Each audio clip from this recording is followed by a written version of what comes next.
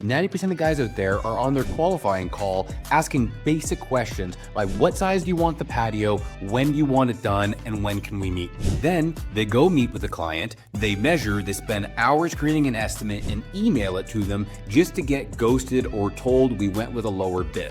So to avoid that, here's what you're gonna say during the next qualifying call. Hey John, thanks for the information about your project. Before we go ahead and book a time to come visit the space and complete a site analysis, I've been doing this for a while now, and I've found that the best way to avoid wasting your time or dropping a surprise in your inbox once we actually create an estimate is to discuss budget as early as possible.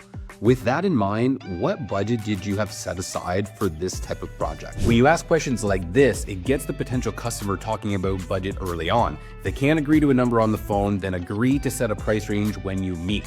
Then when you go and run your appointment, take your measurements and agree on a price range, you can deliver an estimate in line with their budget. Then you don't get price objections. They don't ghost you because they know the number you're bringing them is in line with what they had. Now, occasionally you do have to educate them or change the scope of work, but this gets the communication going, allows you to make changes, and then negotiate on the final contract so you get a signature instead of ghosted.